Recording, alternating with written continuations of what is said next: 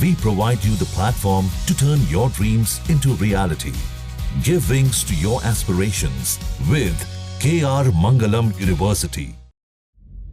संसद के दोनों सदनों से वक्फ बिल पास हो गया है और अब इसे मंजूरी के लिए राष्ट्रपति के पास भेजा जाएगा।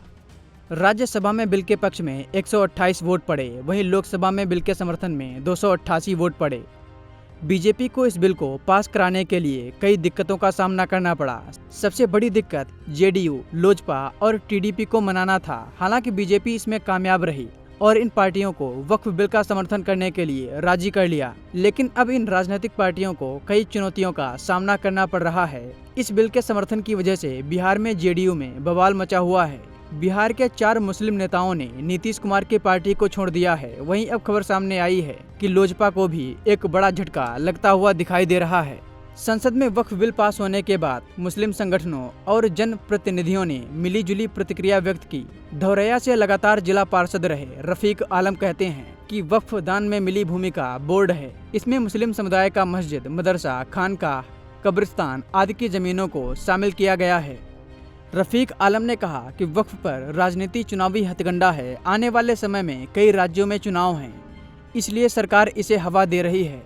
इमरते सरिया के जिला अध्यक्ष मौलाना यूनुस कासमी कहते हैं कि किसी ने धार्मिक स्थलों के लिए 100-200 साल पूर्व यह जमीन दान की है। इसके बाद से उसका इस पर कब्जा है।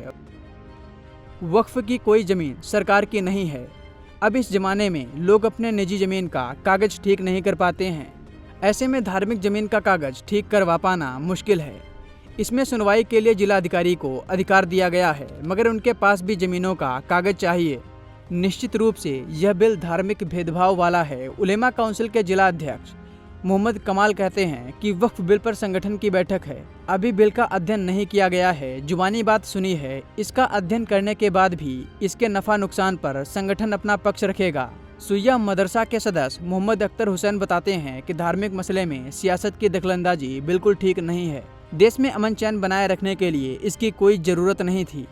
जेडीयू अल्पसंख्यक सेल के जिला अध्यक्ष सह 20 सूत्री सदस्य जफर आलम भी इस बिल के खिलाफ हैं। वो कहते हैं कि बिल पूरी तरह से मुसलमानों के खिलाफ है। किसी के धार्मिक स्थल में आप दूसरे धर्म के लोगों को सदस्य बना रहे हैं, यह कैसे संभव है। लोजपा रामविलास अल्पसंख्यक प्रकोष्ठ के जिला अध्यक्ष मोहम्मद अली आलम भी इस बिल के खिलाफ हैं। उन्होंने कहा कि बिल मुसलमानों के खिलाफ है।